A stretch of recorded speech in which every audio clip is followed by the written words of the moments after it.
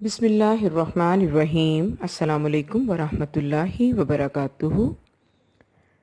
اللہم فاطر السماوات والارض عالم الغیب والشہادہ لا الہ الا انت رب کل شیء وملیکہ اعوذ بک من شر نفسی ومن شر الشیطان وشرکہ وان اقترف علی نفسی سوءا او اجرہ الی مسلم۔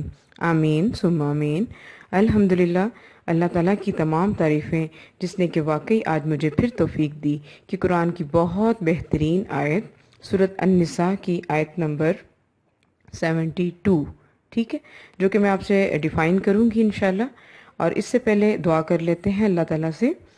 رب اشرح لی صدری ویسر لی امری واحلل عقدۃ من لسانی یفقہوا قولی رب زدنی علما اللہم فقہنا فی الدین اللہم انی اسألک علما نافعا ورزقا طیبا وعملا متقبلا۔ آمین ثم آمین۔ دیکھیں آیت نمبر 72 ہے سورۃ النساء۔ وَإِنَّ مِنْكُمْ لَمَنْ لَيُبَطِّئَنَّ وَإِنْ أَصَابَتْكُمْ مُصِیبَةٌ قَالَ قَدْ أَنْعَمَ اللَّهُ عَلَیَّ إِذْ لَمْ أَکُن مَّعَہُمْ شَہِیدًا۔ ٹھیک ہے، دیکھیں یہاں پر ہے اور بے شک تم میں سے، بے شک اگر تم میں سے کوئی ایسا بھی ہے جو دیدہ دانستہ پیچھے رہ جاتا ہے، پھر اگر تمہیں کوئی مصیبت پہنچ جائے تو کہتا ہے مجھ پر تو اللہ نے بہت احسان کیا کہ میں ان میں موجود نہ تھا۔ دیکھیں یہاں پہ بات ہو رہی ہے منافقین کی۔ منافق کی ڈیفینیشن میں آپ کو بتاؤں گی۔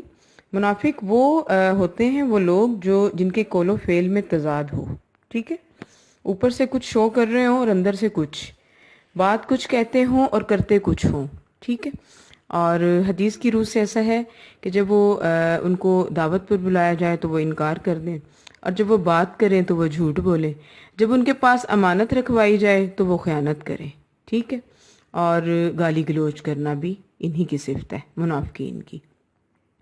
تو دیکھیں یہاں پہ بھی ان آیات میں منافقین کا ہی ذکر ہو رہا ہے، اور اللہ تعالیٰ منافقین سے خطاب کر رہے ہیں، اور جنگ کے دوران ان کے کردار کا ذکر کیا گیا ہے، ٹھیک ہے۔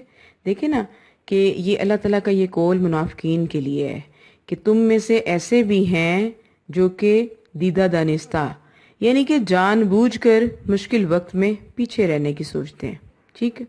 دیکھیں ان آیات کا مقصد یہ ہے کہ ہم نے اپنے نفس کو، اپنی ذات کو دیکھنا ہے کہ کیا ہماری ذات میں منافقین والی خصوصیات تو نہیں۔ ہم اوپر سے کچھ شو کر رہے ہوتے ہیں اور اندر سے کچھ ہوتے ہیں، تو دیکھیں یہ تو پھر اللہ تعالیٰ کے ساتھ دھوکہ ہو گیا نا۔ ہم جو کرتے ہیں یہ نہیں کہ ہم اندر سے ویسے نہیں جیسا اللہ تعالیٰ چاہتا ہے، اور دنیا کے سامنے ہم اتنے اچھے بنتے ہیں، دنیا کے سامنے اسلام کے دعوے دار بنتے ہیں، اور اندر سے ایک عمل بھی اسلام کے مطابق نہیں، ٹھیک ہے۔ اگر ایسا ہے تو پھر ہم منافقین میں ہی شمار ہوتے ہیں، ٹھیک۔ اب دیکھیں یہاں پہ بھی یہی ہے کہ جنگ کے دوران ان کے کردار کا ذکر بھی دیکھیں کیا گیا کہ ان میں کچھ ایسے لوگ ہیں جو دیدہ دانستہ اور ہیل و بہانوں سے جہاد پر نکلنے میں دیر کرتے۔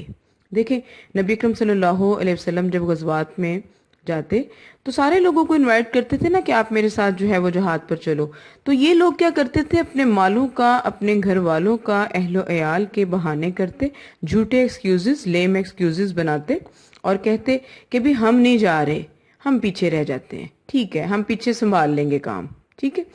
اور پھر اگر اس سفر جہاد میں مسلمانوں کو کچھ تکلیف پہنچ جاتی تو بڑے خوش ہوتے، ٹھیک ہے نا۔ اب جو مومنین نبی اکرم صلی اللہ علیہ وسلم کے ساتھ جہاد پر چلے جاتے تو، اور اگر وہ شہید ہو جاتے یا وہ انجرڈ ہو جاتے، زخمی ہو جاتے، تو یہ لوگ کیا کرتے، بڑے خوش ہوتے اور کہتے کہ اللہ کا شکر کہ میں تو پیچھے رہ گیا، ورنہ مجھے بھی وہی دکھ اٹھانے پڑتے جو دوسرے مسلمانوں نے اٹھائے، ٹھیک ہے۔ دیکھیں آپ اس آیت کو سمجھیے گا، قد انعم اللہ علیہ، تحقیق اللہ تعالیٰ نے مجھ پر انعام کیا، اذ لم اکن معہم شہیدا، جس وقت کہ ہوتا میں اگر ان کے ساتھ موجود، یعنی کہ اگر میں ان کے ساتھ موجود ہوتا تو مجھے بھی وہی غم اٹھانے پڑتے، وہی تکلیف اٹھانی پڑتی، تو شکر اللہ کا کہ میں ان کے ساتھ موجود نہیں تھا، ٹھیک ہے۔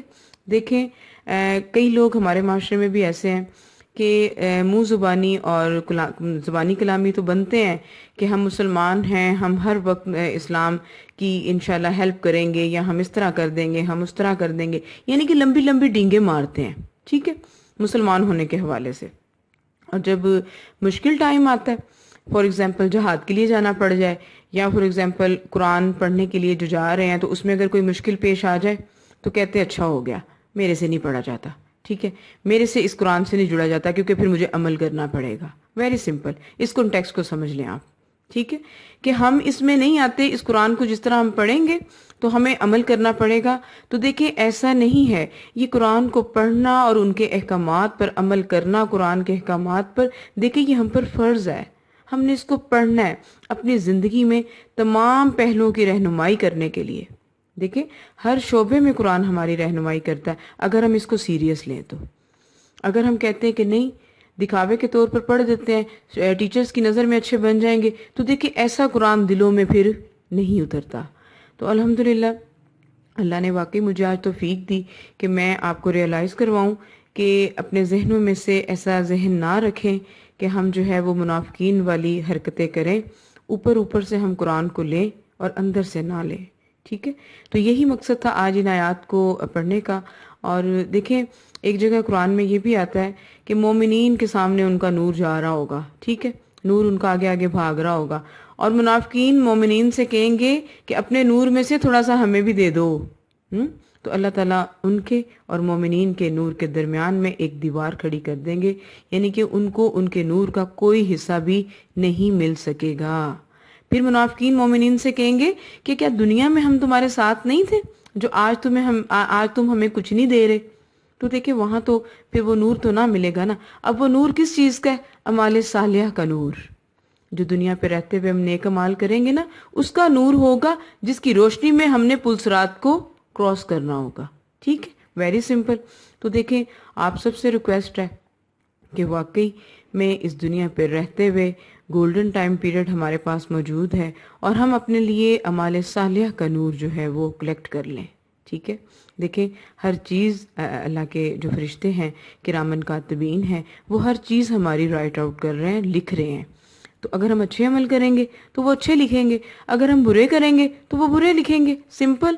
دیکھیں بچوں کو بھی یہ چیز سمجھ آ جاتی ہے اتنی سمپل طریقے سے جو میں سمجھا رہی ہوں آپ کو۔ تو پلیز واقعی میں سوچیں اس چیز کو، کیا ہمارے پاس ایسا نور ہے کہ جو ہم منافقین میں شمار نہ ہوں، یا ہم واقعی میں منافق ہیں؟ قرآن کے ساتھ کیا طرز عمل ہے ہمارا؟